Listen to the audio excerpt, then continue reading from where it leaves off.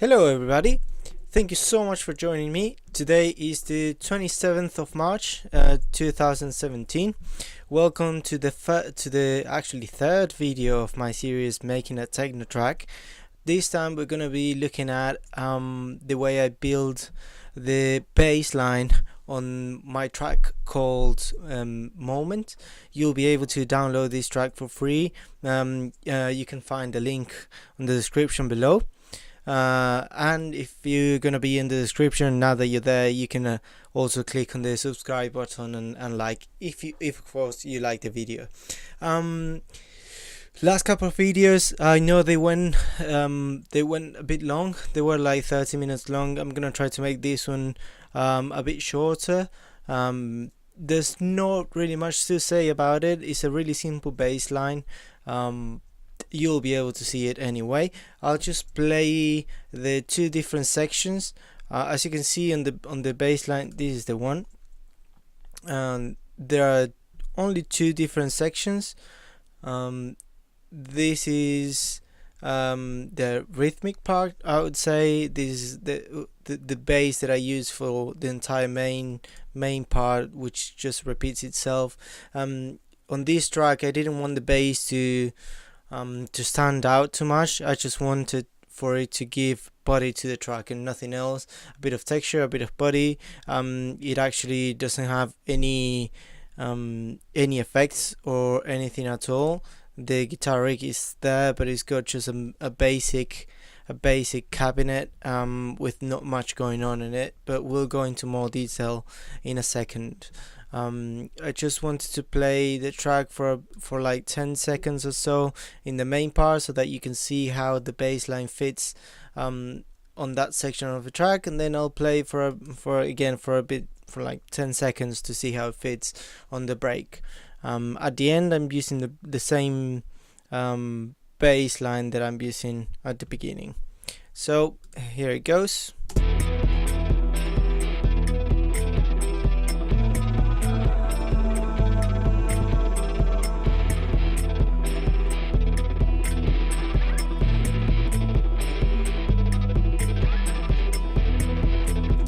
There you go. That's the way it repeats itself.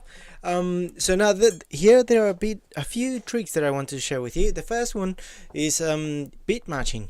Even though beat matching is mostly known as a technique that you use for DJing, beat matching is something that is useful for everything. Basically, whenever you want any sound to be on time, you need to beat match it to make sure that it's landing at the right tempo and the right places of the song. Of every bar actually. So if you're like me, you're more than likely not going to be able to record perfectly every single time. I mean, I'm a producer. I'm not a guitar player. I'm not a bass player. I'm pointing that way because I've got my guitar and my bass hanging from here. Of course, you can't see them.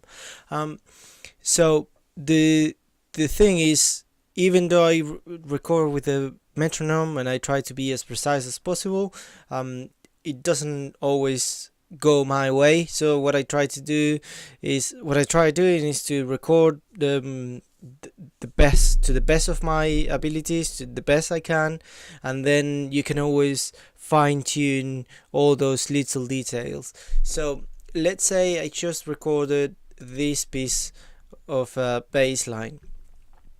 So once you go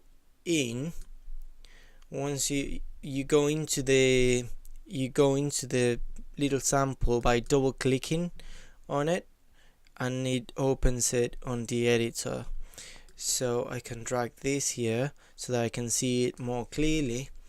And then there's a little trick. I can just start adjusting the points to wherever I want, but if you're gonna be touching and moving around strings or vocals or synths or anything that has long sounds, then you might want to change.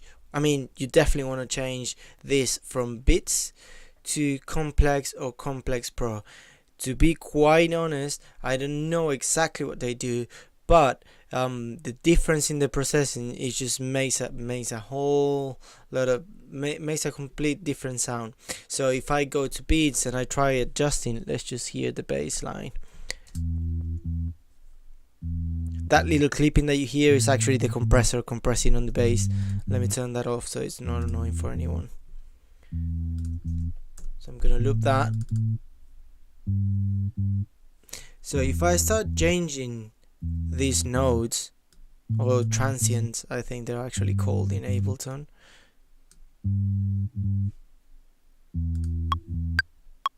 You see, I can move the line around, but that's not the only. But now that this is on beats, if try paying really close attention, that now the sound wave is not. It doesn't really sound the same. It sounds like broken. Let me just play for a second.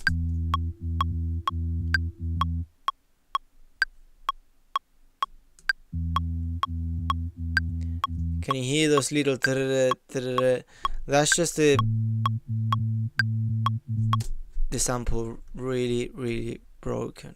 So what I'm gonna do is to go back to the original sample by going Command set or Control set, depending on if you're using Mac or Ableton.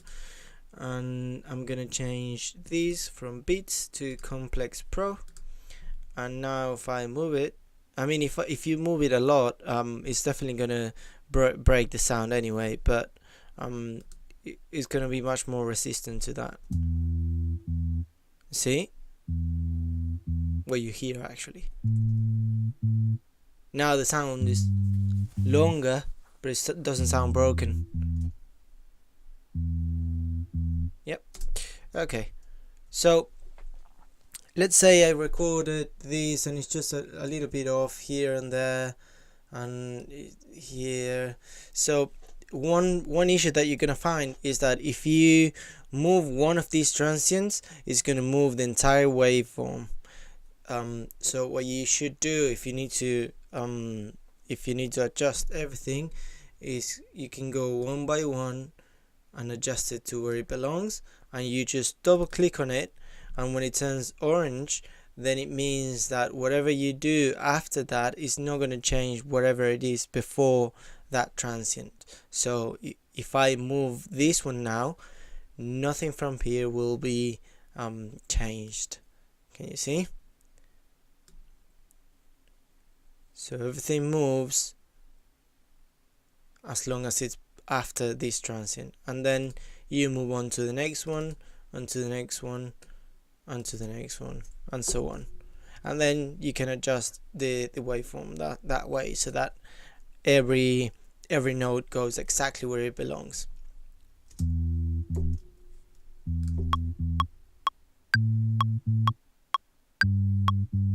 There you go. That's a little trick.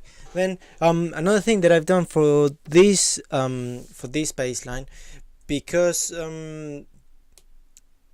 I wanted it to be really precise, I removed the pass between the notes. Sometimes the bass has a bit of a decay, or has a bit of a sustain actually, so you can still hear the bass sounding quieter and quieter. But I just removed, I just took that off because I want complete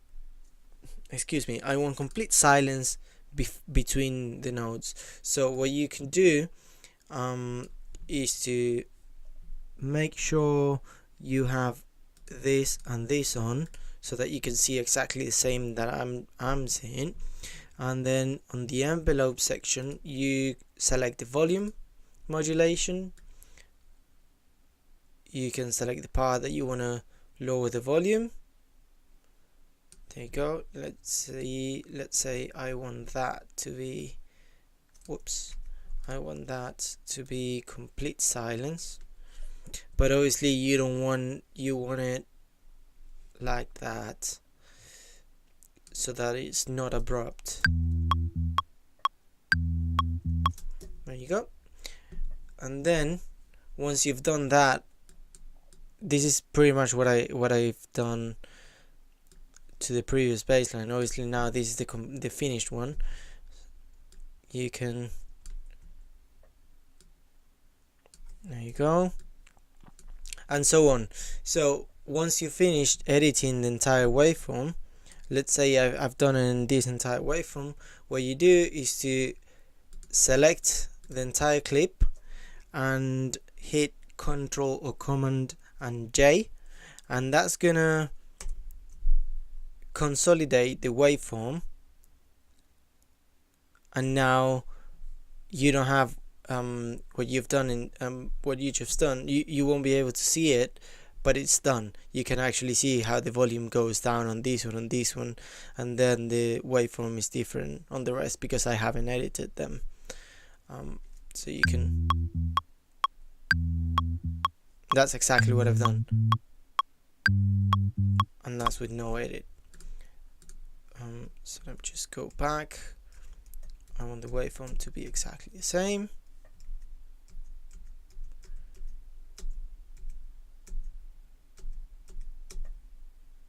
There you go, that should be it. Okay, so again, I'm using this bass to give a bit of body to the track, to give a bit of texture, not much else. That's why probably the bass doesn't sound all that interesting, because I don't want it to sound all that interesting, and that's why actually it's so compressed as well, because I want, for me it's more important in this case the kick than the bass drum, than sorry, the bass line. So I'm compressing it. I'm using a sidechain compression. If you guys don't know what this is, guys and girls actually don't know what this is, we can go into more detail in another video, but basically I'm using a sidechain compression and I'm selecting the kick drum. So this means that every time the kick sounds, it compresses the bass, and you can actually see it quite there you go.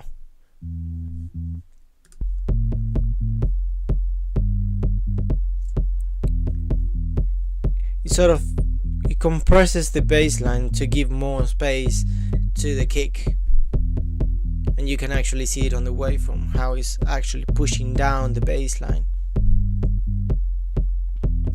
In this case I'm using a really aggressive compression, because again, for me it's more important the kick on this track than the bass.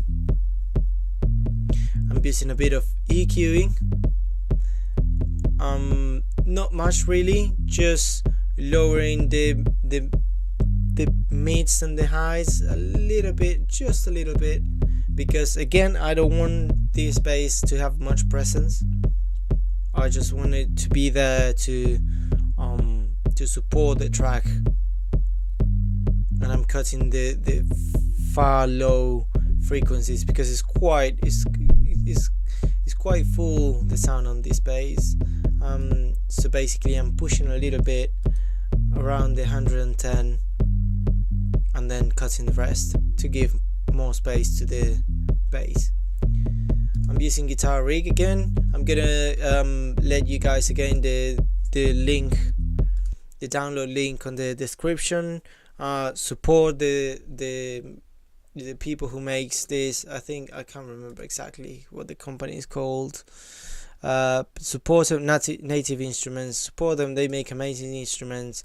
I bought this this plugin, and I think it's you should too. I mean, everyone should have a Guitar Rig. It's one of those things that you can use for everything, and it can get so interesting, the things that you can do with this little software. Even the things that come out of the box, they're just amazing. So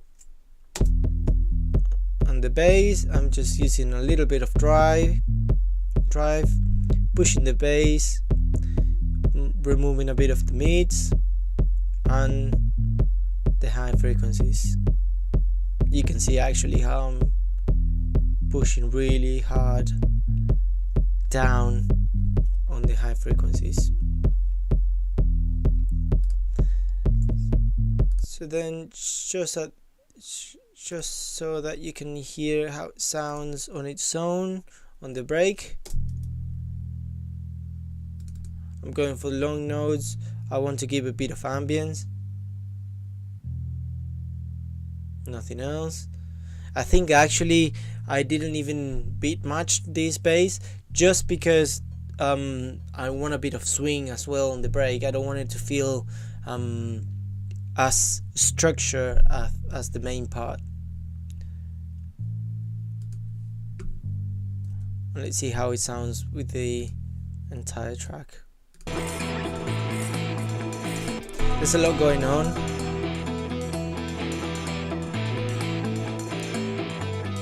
And you can actually hear that the bass is just there to support the track. It's not there to be the main instrument, it's just there to support the track.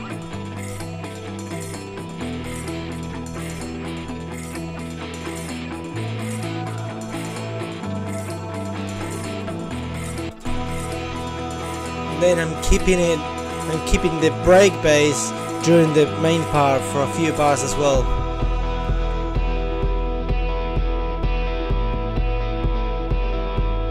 I think that gives a nice feeling. You sort of feel like the main part, the dancing part, started again, but the bass keeps dragging you, and then the percussion elements start riding on it, and the track grows again.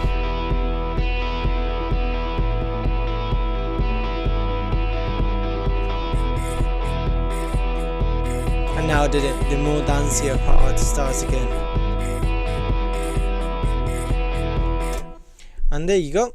I think that's pretty much it, what I've done on the bass. Again, I wanted to keep it really simple. This bass doesn't have much going on, mainly because it's on this case it's only a supporting instrument. I didn't want for it to take much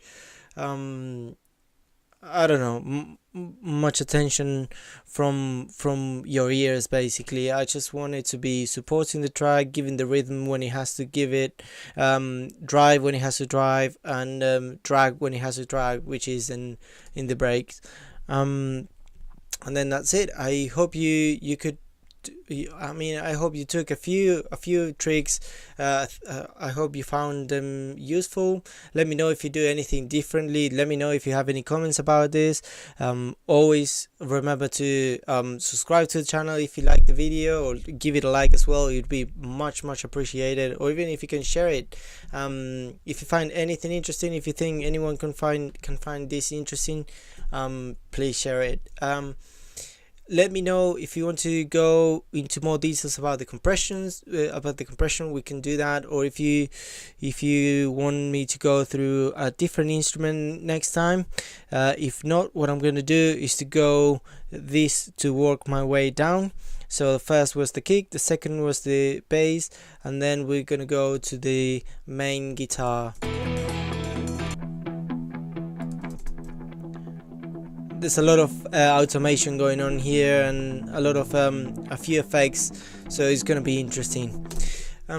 Anyway, I hope you liked it. Thank you so much for watching. Thank you so much for joining me as usual. I hope to see you guys again soon. Bye bye.